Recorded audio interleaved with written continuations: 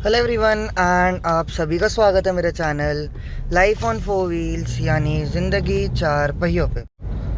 तो भाई आज मैं जा रहा हूँ MGF टोयोटा पीरागढ़ी, जो कि टोयोटा का एक ऑथराइज्ड वर्कशॉप है जिस पे मैं जनरली अपनी सर्विस और रिपेयर का काम कराता हूँ अपनी इनोवा क्रिस्टा में। तो भाई आज मैं सर्विस के लिए नहीं जा रहा, लेकिन मैं अगर आपको सच बताऊँ तो भाई गाड़ी की सर्विस ड्यू हो गई, लेकिन आज मैं सर्विस कराने नहीं जा रहा हूँ। आज मैं गाड़ी में एक काम करवाने जा रहा हूँ। काम क्या करवाने जा रहा हूँ, बेसिकली आपको स्टीयरिंग रैक के बारे में पता होगा। स्टीयरिंग रैक में एक चीज़ होती है टाई रॉड।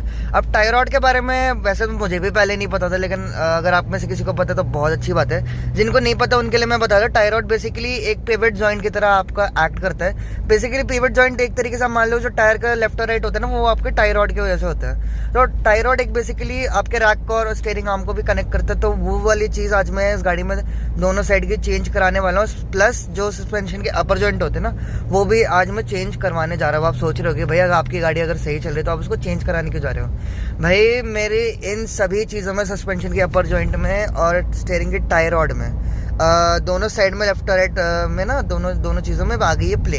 तो मेरे को कंपनी ने बहुत पहले ही बता दिया था कि भाई आप मतलब करीब करीब मानो 30-40 किलोमीटर पहले बता दिया था कि भाई आपकी टाई रॉड में प्ले, इसको आप करवा लेना। तो भाई मैंने सोचा, बहुत दिन से टाइम नहीं मिल रहा था, टाइम जब हो रहा था तो भाई बजट नहीं हो रहा था, तो भाई उसकी वजह से काम बहुत ही ज़्यादा डिले हो रहा था। लेकिन भाई आज बजट और अपना क्या कहते हैं टाइम दोनों साथ में, तो भाई उसकी वजह से आज इस गाड़ी का आज मैं काम करवाने जा रहा हूँ। अब भाई देखो, मैं इसको स्किप भी कर सकता था क्योंकि बहुत रीज़न से। एक तो गाड़ी बहुत पुरानी हो गई है, हो सकता है जनवरी तक मैं इसको सेल आउट कर दूँ। कि भाई अभी एक चीज़ बताओ, सच बताओ तो दिल्ली गवर्नमेंट को कुछ नहीं पता अभी तो। खैर अभी कमर्शियल गाड़ियों के एंट्री पे बैन लगाया, मतलब हो सकता है EVs, LNG, CNG और BS6 जो डीजल कमर्शियल व्हीकल्स है, सिर्फ उनकी ही एंट्री अलाउड होगी। इसके अलावा कोई भी कमर्शियल व्हीकल की एंट्री दिल्ली में अलाउड नहीं होगी, पोल्यूशन की वजह से। अब मुझे एक चीज़ समझ नहीं आती यार, इनके हिसाब से क्या सिर्फ गाड़ियों से पोल्यूशन होता है कि और चीज़ों से पोल्यूशन नहीं होता है? इतनी कंस्ट्रक्शन की जो डस्ट वगैरह उड़ती है तो गवर्नमेंट को दिखती है नहीं। खैर मैं इन सब चीज़ों के बारे में ज़्यादा नहीं बोलना चाहता कि भाई पॉलिटिकल का मुद्दा है, और भाई मुझे ज़्यादा पॉलिटिक्स वगैरह में इंटरेस्ट है नहीं, अपना गाड़ियों का इंटरेस्ट है, तो उस वजह से मैं आपको बता दिया। तो भाई लेकिन पता है क्या, एक तो दिक्कत क्या है ना भाई, इस गाड़ी को चलाने में मज़ा बिल्कुल नहीं आ रहा है। ठीक है, क्योंकि क्या है ना, 100 पे जाती तो भाई थोड़ी सी बबलिंग करती है। अभी मुझे कहीं खाली रोड दिखेगा और अगर मैं आपको दिखा पाऊंगा ना तो मैं दिखा दूंगा। एक तो पता है क्या, एक तो ये सैमसंग के जो ये वीडियो स्टेबलाइजेशन फीचर है ना, ये भाई कभी कभी प्रॉब्लमैटिक सी चीज़ हो जाती है। अब मेरे को आपको स्टीयरिंग की वाइब्रेशन दिखानी है, उसकी वजह से ये फीचर आपको मतलब इस फीचर की वजह से आपको स्टीयरिंग की वाइब्रेशन वगैरह भी नहीं दिख जाएगी। तो 100 पे ना हल्की सी वाइब्रेशन होती है। अदरवाइज एज सच मुझे चलाने में कोई वैसी प्रॉब्लम नहीं हो रही कि स्टीयरिंग भारी हो रहा है, गाड़ी स्टीयरिंग वेयरिंग ढंग से काम नहीं कर रहा, ऐसा कुछ भी नहीं है। गाड़ी एकदम फिट एंड फाइन चल रही है। और भाई एक चीज़ वो तो कंपनी के बताने से पहले मुझे ये भी नहीं पता था कि भाई इस गाड़ी के स्टीयरिंग की टायर रॉड में प्ले है, तो उन्होंने मुझे चेक करके बताया। तो भाई गाड़ी तो भाई दिक्कत होती है ना, पता चलने नहीं देती यार। अगर दिक्कत है तो भाई बता दिया कर यार, तेरे को रिपेयर करा देंगे। रिपेयर कराने में हम थोड़ा ना मना कर रहे हैं इसकी, है ना। बाकी भाई उसके अलावा दूसरी चीज़ क्या है ना, इस गाड़ी की अलाइनमेंट नहीं टिक पा रही है। क्योंकि क्या होता है ना, आपकी टायर रॉड प्ले होती है तो वो ना वाइब्रेशन करती है। तो वाइब्रेशन की वजह से उसकी अलाइनमेंट नहीं टिक पा रही है। अलाइनमेंट नहीं टिक पा रही है, उसकी वजह से ये टायर खा रही है। तो उसकी वजह से भाई मैं नए टायर भी नहीं डलवा रहा हूँ कि भाई नए टायर डलवाऊंगा वो टायर खाएगी फिर कि अलाइनमेंट टिक नहीं रही है, तो वो पैसे वेस्ट हो जाएंगे। उसकी वजह से मैंने अभी तक इस गाड़ी में नए टायर भी नहीं डलवाए। नहीं तो भाई इस गाड़ी में टायर भी चारों के चारों डलवाने ना जोर ही हो रही है, क्योंकि भाई ऑलमोस्ट चारों के चारों टायर खत्म हो चुके। तो भाई टायर और का काम नहीं के बाद मैं टायर भी डलवाऊंगा। कौन सा डलवाऊंगा उसकी मैं एक अलग वीडियो बनाऊंगा, तो जब वो वीडियो आ जाएगी तो वो आपको पता चल जाएगा, अगर आपने सब्सक्राइब किया होगा तो। अगर आपने सब्सक्राइब नहीं किया तो भाई आप मेरे चैनल को सब्सक्राइब भी कर सकते हैं, सही बेल आइकन भी दबा देना, ताकि जो नोटिफिकेशन वगैरह है आपको आ जाए और आपको पता चल जाए कि मैं जब भी नई वीडियो डालूँ तो आपको पता चल जाए। अभी भाई देखो थोड़ा सा खाली रोड है, मैं एक बार आपको दिखाता हूँ, 100 पे ले जाके दिखाता हूँ। अभी तो देखो 80 पे गाड़ी तो भाई बहुत बढ़िया है, कब का मैं 100 चढ़ जाती है, आपको पता भी नहीं चलने देती है गाड़ी। तो भाई देखो अभी मैं 100 पे हूँ, तो अभी तो खैर नहीं। ये देखो अगर आपको दिख रहा होगा तो, अगर आपको पता चल रहा होगा तो भाई, लेकिन भाई ये वॉबल करती है थोड़ा। अब स्पेशली 100 या 120 की स्पीड के ऊपर अगर मैं ब्रेक मारूंगा ना तो ये देखना अभी तो नहीं किया। खैर वीडियो के सामने पता नहीं क्यों नहीं करती, लेकिन अपनी ना लाज बचाने के लिए, अपनी बेइज्जती ना कराने के लिए ना भाई, ये गाड़ी कभी कभी कैमरे के सामने सही हो जाती है। पता नहीं क्या सिस्टम है इसका। और भाई तीसरी चीज़ मेरे को जो कंपनी ने बताई थी कि भाई अगर आप इसको नहीं कराओगे ना तो विद टाइम जो प्ले है ये बढ़ जाएगी, और हो सकता है कि आपका स्टीयरिंग मैकेनिज्म पूरा का पूरा तोड़ दो भाई, वो ज़्यादा एक्सपेंस हो जाएगा। तो भाई वो मैं ज़्यादा करना नहीं चाहता, तो उसकी वजह से आज मैं फाइनली जाके टायर रॉड अपनी गाड़ी की चेंज करा रहा हूँ। भाई अब आप बोलोगे भाई पहले ही करा लेते, ये करा लेते, वो करा लेते हैं। तो भाई देखो मैं आपको बता दूँ, भाई गाड़ी मेरी है, गाड़ी मुझे पता है कि क्या करना है, क्या कैसे करना है। भाई देखो मेरा पहले कराने का बहुत मन था कि भाई मैं जल्दी जल्दी बहुत ज़्यादा करने की कोशिश कर रहा था, घर वालों को पुश कर रहा था कि करा लो करा लो करा लो। लेकिन भाई क्या हो रहा था कि कभी बजट नहीं बन रहा था, बजट नहीं बन रहा था। तो जब बजट था तो भाई आपका टाइम नहीं हो रहा था। कभी ना कभी संडे सैटरडे संडे को गाड़ी चली जाती थी, और रोज़ की बात करो, रोज़ करीब करीब 45 किलोमीटर मेरी गाड़ी चल जाती। तो भाई उसके हिसाब से आप देख ही लो, भाई टाइम मिल ही नहीं रहता। तो लेकिन आज फाइनली टाइम मिला, तो उसकी वजह से आज मैं कराने जा रहा हूँ MGF टोयोटा पीरागढ़ी, जहाँ पर मैं यूजुअली जाता हूँ। एक तो भाई यार ये सुपर बाइक्स पे ना मुझे आता है गुस्सा, ये देखना भाई, आपको दिख रहा होगा तो भाई इतनी लाउड साउंड है ना भाई। इसमें मीम वगैरह भी जिसको बनानी है बना लो, मुझे फर्क नहीं पड़ता भाई। फालतू का तो रेस मत दो यार, एकदम आराम से खड़ी है, पीछे खड़ी रहने दो। आईडी लिंक पे तुम्हें भी अपनी रेस देके पता नहीं क्या एग्जॉस्ट दिखाना विखाना होता है। मैं हर किसी को नहीं बोल रहा, जो कुछ होते हैं ना एक असामाजिक। अब खैर भाई उन लोगों की बाइक, उन लोगों को जो करना है करे, जिसकी जो श्रद्धा वो करे। भाई मैं तो भाई अपना ओपिनियन दे दिया, जिसको मीम बनानी है बना लेना। जिसको अगर मेरी बात से अग्री करते तो भाई लाइक कर देना, और कमेंट सेक्शन में आप मेरे को बता सकते कि भाई आप मेरी बात से अग्री करते हो या नहीं। तो भाई बिना किसी देरी के चलते हैं MGF टोयोटा पीरागढ़ी के सर्विस सेंटर में इसका काम करवाने। इसके जो टायर रॉड है और जो सस्पेंशन का अपर जॉइंट में प्ले है उसको चेंज कराने चलते हैं। भाई ये क्यों वॉबल कर रहा है भाई, पता नहीं। इसकी जो वॉबलिंग वगैरह होती है ना हाइड्रा क्रेन की, भाई एक तो हाइड्रा क्रेन और बुलडोजर से जब चलते हैं ना तो डर इतना लगता है। और भाई अभी ऐसे वॉबल डांस कर रहा था ना तो और डर लग रहा था। बाकी भाई उसके अलावा मैं आपको बता दूं भाई टोयोटा का पार्ट्स भाई बहुत महंगे हैं। मैं आपको एक चीज़ बताऊं, मैंने पूछा था सर्विस एस्टिमेट एक बार लिया था तो। और एक तो पता है मुझे एक दिक्कत लगी टोयोटा के सर्विस सेंटर में, अगर आप एक पर्टिकुलर काम का दो अलग अलग डीलरशिप से पूछोगे ना तो दोनों अलग अलग डीलरशिप से आपको थोड़ा सा रेट का डिफरेंस मिलेगा। अब मुझे ये चीज़ पता नहीं क्यों, मतलब मैं कह रहा हूँ अगर मैं अब बेसिक सर्विस कराऊंगा तो बेसिक सर्विस में मैंने ये चीज़ देखी है। मतलब मैंने क्योंकि देखा MGF में यहाँ पर सस्ती होती है, और मैं गैलेक्सी टोयोटा मोती नगर में कराता हूँ तो भी वहाँ थोड़ी महंगी सी हो जाती है। क्योंकि मैंने अपनी 1,20,000 की बेसिक सर्विस कराई थी, कुछ भी फालतू चीज़ नहीं कराई थी, सिर्फ सिंपल ऑयल चेंज और जो बाकी चीज़ें गाड़ी में होनी चाहिए ना वो कराई थी। भाई मेरा 20-25 हज़ार का बिल बिठा दिया था, और वही सेम मेजर सर्विस यहाँ पर मैं कराता हूँ, यहाँ 18-20 हज़ार में मेरा डन हो जाता है। भाई पता नहीं ये क्या चीज़ है, लेकिन पार्ट का भी मैंने देखा है, पार्ट पे भी ना डिफरेंस आ जाता है। तो भाई पता नहीं क्या है। लेकिन अगर मैं आपको बताऊँ, मैंने यहाँ पर पीरागढ़ी में पूछा था तो पीरागढ़ी में 26-27 हज़ार बता रहे थे। तो फिर भी मैं 30 हज़ार लेके जा रहा हूँ, क्योंकि मुझे ना एक तो इस गाड़ी का शार्क फिन एंटी ऑर्डर करना है, और दूसरी चीज़ भाई मेरी गाड़ी का जो राइट साइड का ब्रेक का बल्ब है वो हो चुका है फ्यूज़, तो वो भी बदलवाना। और भाई एक दिक्कत और है, वो मैं आपको दिखाता हूँ। भाई ये देखो, अगर आपको दिख रहा होगा तो पानी ना सिर्फ और सिर्फ लेफ्ट साइड से आ रहा है, राइट साइड से ना ये नहीं आ रहा है, जो पानी का नोजल होता है ना। वैसे ये करना नहीं चाहिए, लेकिन मैं आपको एक बार दिक्कत दिखाने के लिए मैंने आपको दिखा दिया कि भाई ये पानी नहीं फेंक रही है। ऐसे स्क्रैच वगैरह आ जाए तो ये। और भाई इस गाड़ी में एक और दिक्कत है जो मतलब मेरे को सबने बताया, मैंने खुद नोटिस नहीं किया, क्योंकि आजकल मैं गाड़ी ज़्यादा ड्राइव करने लगा तो मैं पीछे और ये को पैसेंजर सीट पर ना आजकल ज़्यादा बैठता हूँ नहीं, तो इन सब चीज़ साइड वगैरह के ना मुझे ज़्यादा पता नहीं चलता। तो भाई मेरे को घर वालों ने बताया कि अगर पीछे राइट साइड का शीशा खोला है ना तो भाई दरवाज़ा बाहर से खोलने में थोड़ी सी दिक्कत कर रहा है। तो वो भी एक बार दिखवा लूँगा, भाई देख लेते क्या दिक्कत वगैरह परेशानी की। अभी एक काम कराने जा रहा हूँ तो बाकी काम भी मैं दिखवा ही लूँगा। बाकी भाई अब बिना किसी देरी के चलते हैं MGF टोयोटा पीरागढ़ी के सर्विस सेंटर में, देखते हैं भाई वहाँ पर कैसी क्या कार्रवाई रहती है। तो भाई अब बिना किसी देरी के मैं वहाँ पर आपको पहुँच के ही मिलता हूँ। ठीक है भाई, मैं आपको वहाँ पर पहुँच के मिलता हूँ।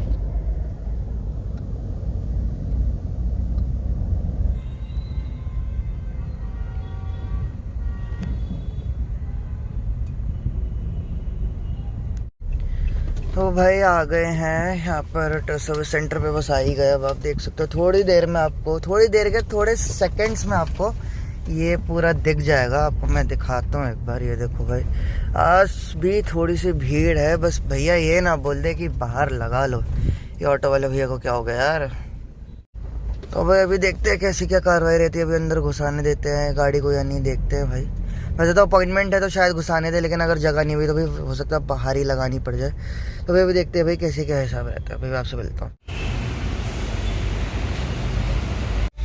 तो भाई गाड़ी अंदर ही लग गई आज तो भाई, एकदम खचाखच भरा हुआ है। और यहाँ पर ये देखो मुझे देखिए लेक्सस की ES 300H, भाई क्या गाड़ी है यार, दिल आ गया इस गाड़ी को देख के। हालांकि मेरा दिल तो इस गाड़ी पे बहुत दिन से, बहुत प्यारी गाड़ी लगती है मुझे। भाई वेद प्रकाश जी मिल गए, वो कह रहे सर मैं 2 मिनट में आ रहा हूँ, आप इधर ही खड़े रहो, आराम से चाय कॉफ़ी पियो। मैंने कहा ठीक है सर, आप आराम से आ जाओ, कोई दिक्कत नहीं, हम जब तक चाय कॉफ़ी वगैरह एंजॉय करते हैं। ठीक है भाई, मैं आपसे थोड़ी देर में मिलता हूँ।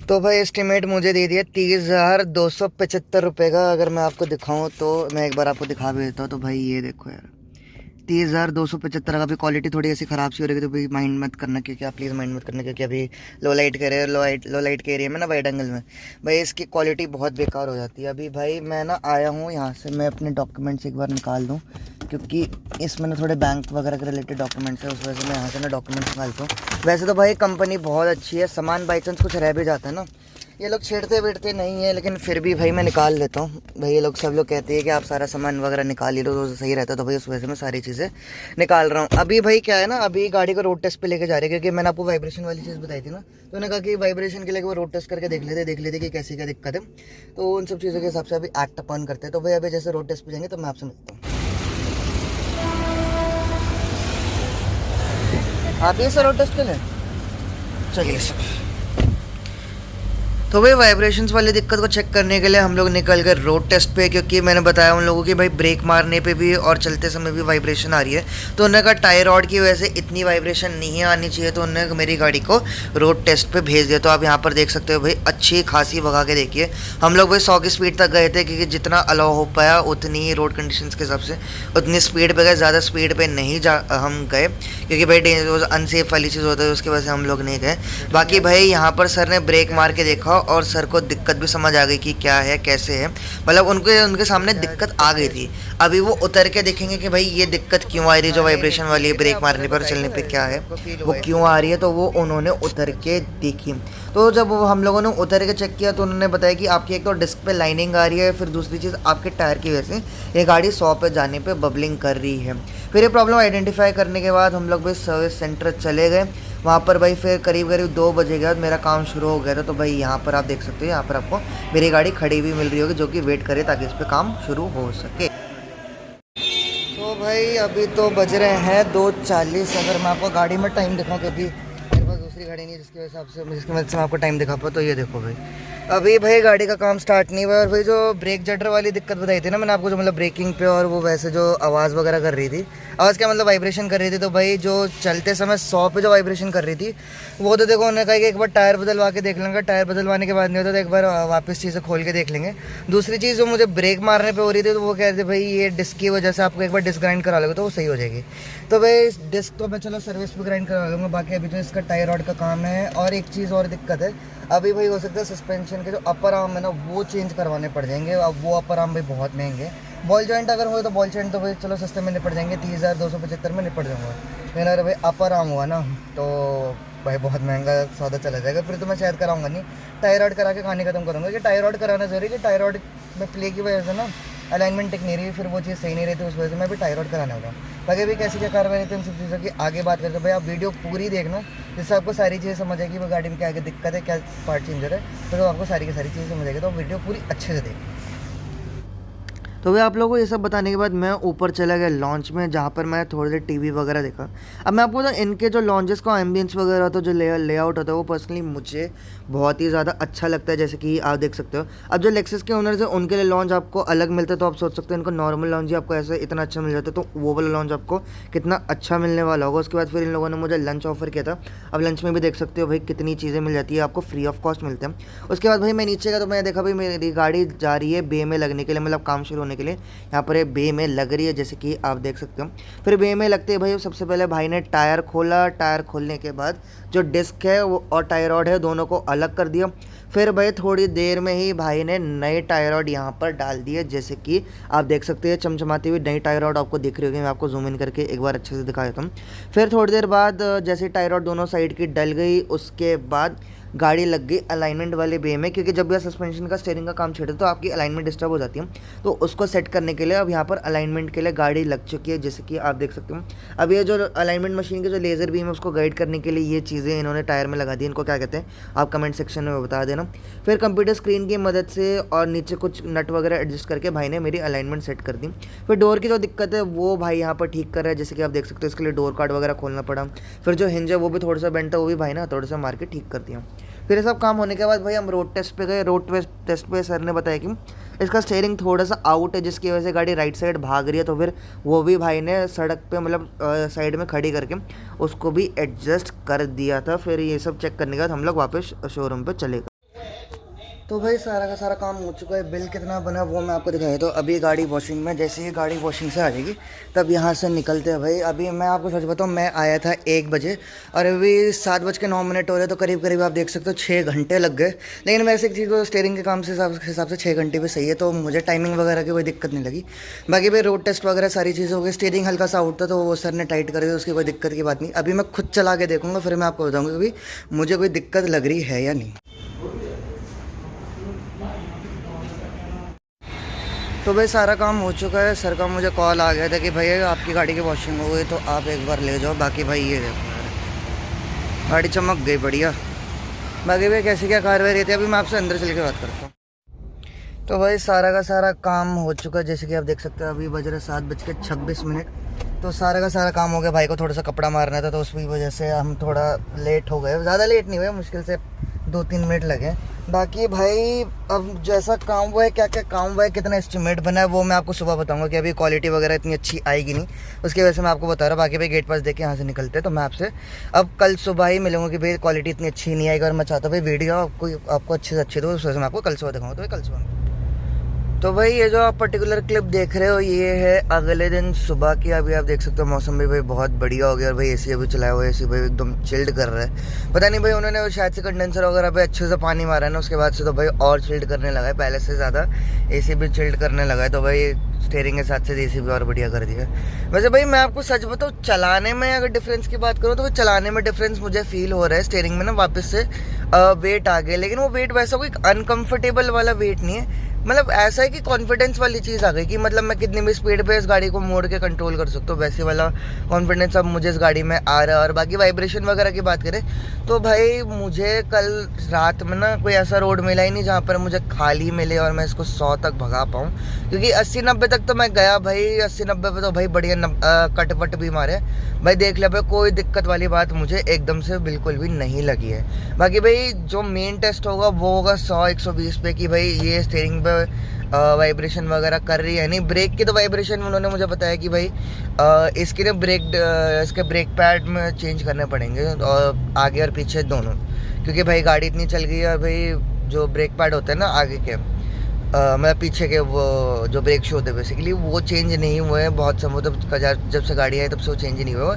वो चेंज पता है गाड़ियों में कम भी होते क्योंकि वो उस पर इतना लोड नहीं पड़ता तो वो घिसते भी कम है। फ्रंट वाले पर ज़्यादा लोड होता है उसकी वजह से ज़्यादा घिसते, तो भाई वो चेंज कराने पड़ेंगे। साथ साथ डिस्क भी ग्राइंड हो गए। तो जो ब्रेकिंग पे मैं आपको बता रहा था ना कि भाई वो जो जडर सी होती है, जो ब्रेक जडर होता है, वो और सॉल्व हो जाएगी। तो भाई वो भी मैं हो सकता है इस वीक में या अभी एक ट्रिप से भी जाना है तो ट्रिप से आने के बाद मैं करा दूँगा कि ट्रिप मुझे, क्योंकि उन्होंने बताया 4-5 हज़ार किलोमीटर आराम से चल जाएगी। और मैं जिस ट्रिप पे जाऊँगा उस पर लास्ट गाड़ी 2000 किलोमीटर 2100 किलोमीटर चलेगी, तो कोई दिक्कत वाली बात नहीं। आने के तुरंत बाद भाई मैं वो वाला काम भी मैं करा लूँगा। हालांकि भाई मैं मानता हूँ मुझे कराना ज़रूरी है, मतलब ब्रेक वाला काम तो खैर अभी मुझे पहले करा लेना चाहिए था, लेकिन भाई मैं सारा काम एक साथ नहीं करा सकता भाई, मेरा उतना बजट नहीं है। उसकी वजह से भाई धीरे धीरे करके सारे के सारे काम करा रहे। जैसे अभी मैं आपको सच बताऊँ, अभी इसका एसी ठीक करवाया था, रेडिएटर पहले मैंने कराया था, रेडिएटर खुलवा के साफ़ कराया था, उसमें मेरे 6000 लगे थे। फिर मैंने इसमें बम्पर नया डलवाया था। बम्पर आपने देखा होगा, अगर आपने देखी होगी, मतलब पीछे से ना, सामने से इसके लोग पहले से बैठे रहे थे। फिर मैंने बम्पर भी नया डलवाया है। उसके अलावा इसमें पीछे 2 रिफ्लेक्टर डलवाए थे। मतलब धीरे धीरे करके ना मैं इस गाड़ी को भाई वापस से इसकी ओरिजिनल शेप में लाना चाहता हूँ, क्योंकि यार ये गाड़ी मेरे ना दिल के बहुत करीब है। सच बताऊँ तो इस गाड़ी ने मेरे परिवार का जितना साथ दिया ना भाई, बहुत ज़्यादा, मतलब मैं कैसे शब्दों में बयां करूँ यार, ये गाड़ी से बहुत प्यार है यार। और कभी कभार इसकी हालत देख के भाई बुरा लगता है कि भाई क्या हालत हो गई है इस गाड़ी की, कि इससे चैनल शुरू किया है, फिर ये इतना साथ देती है। अभी तक की सबसे ज़्यादा रिलायबल गाड़ी है मेरी है। मतलब अगर मैं एक तरीके से एसयूवी मान लेता, क्योंकि लैडोरन फ्रेम है तो, और जनरली एमयूवी जो इंडिया में वैसे बिकती है वो मोनोकॉक होती है, लेकिन ये एक आपको लैडोरन फ्रेम व्हीकल मिल जाती है। तो उसके हिसाब से अगर आप देखो तो भाई एक एसयूवी भी मान सकते हो, लेकिन भाई मैं फिर भी बोलूँगा एमयूवी है, क्योंकि जब इसको एक ऐसा एमयूवी ही एडवर्टाइज किया जाता है, कैसे यूज़ किया जाता है, मैं इसको एमयूवी ही बोलूँगा।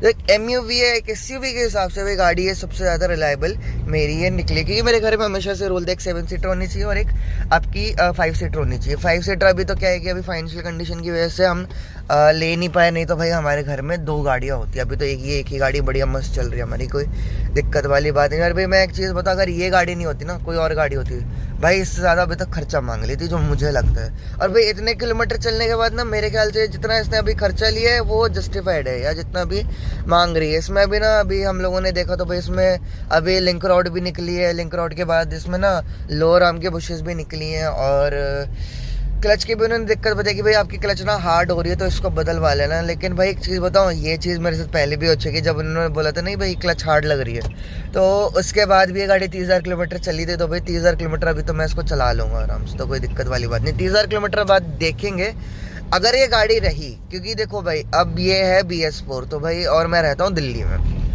भाई, इसको रखना खतरे से खाली नहीं है। कब सरकार बोलते है भाई आप इस गाड़ी को नहीं चला सकते तो भाई पंगे वाली बात हो जाएगी।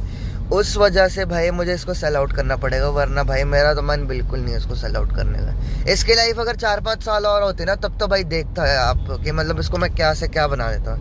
इसको तो भाई मतलब क्या बोलूँ, मेरे बहुत तगड़े प्लान थे, लेकिन भाई अब सरकार की वजह से ना मैं इस गाड़ी को सेल आउट करना पड़ रहा है। मैंने जहाँ से ली थी ना मैं उसको यहीं पर ही सेल आउट कर दूँगी, वहाँ पर इसकी वैल्यू भी अच्छी मिल जाएगी। हाँ हो सकता है मैं इसकी डेंटिंग पेंटिंग करूँ, कि डेंटिंग पेंटिंग कराने से ना इसकी वैल्यू भी थोड़ी अच्छी हो जाएगी। गाड़ी एक्सीडेंटल तो है नहीं, मेरी गाड़ी एकदम परफेक्ट है मेरी, तो उसकी वजह से मैं सोच रहा हूँ कि इसकी डेंटिंग पेंटिंग करा के एक बार इसको सेल आउट कर दूँगा।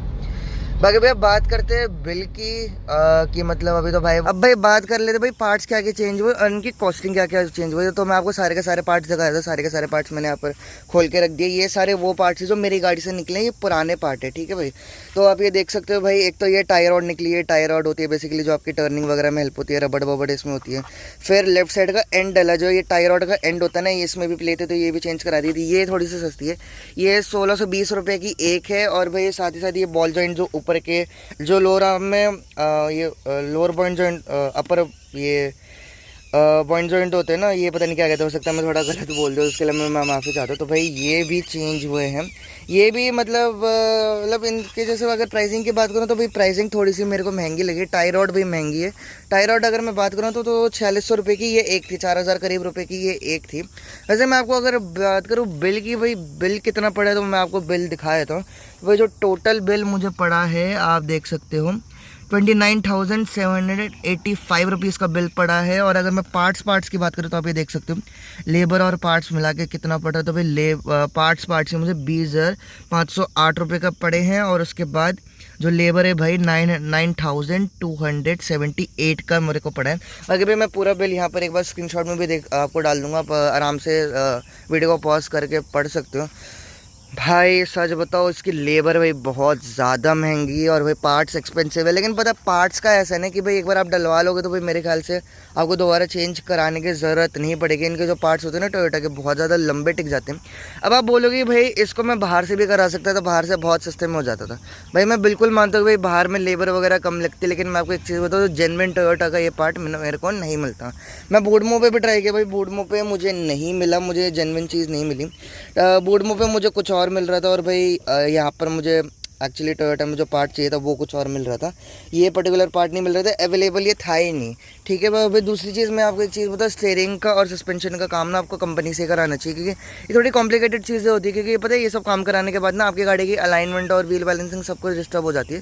तो इससे बेटर यही है कि अगर आप सस्पेंशन का और इसका क्या कहते हैं स्टीयरिंग का काम कंपनी से कराना, थोड़ी ज़्यादा सही होती है, क्योंकि उनके जो टेक्नीशियंस होते हैं पर्टिकुलर इन गाड़ियों के लिए ट्रेंड होते हैं। अब जो बाहर के मैकेनिक्स होते हैं भाई वो सारी गाड़ियाँ करते रहते तो उनकी एक पर्टिकुलर गाड़ी में एक्सपर्टीज़ नहीं हो पाती, उसकी वजह से मैं बोल रहा हूँ। बाकी भाई अगर बात करो सर्विस की भाई, तो सर्विस तो भाई एक नंबर मुझे सर्विस लगी, सारा का सारा काम एकदम अच्छे से कर दिया। और भाई मैं आपको एक चीज़ बताऊँ, मैं वहाँ पर खड़े होकर देख रहा था सारा का सारा काम, तो भाई किसी ने मुझे एक बार भी ये नहीं कहा कि भैया आप वहाँ पर लॉज में चले जाओ, हम लोग बात ये आ जाएगी वो आ जाएगी।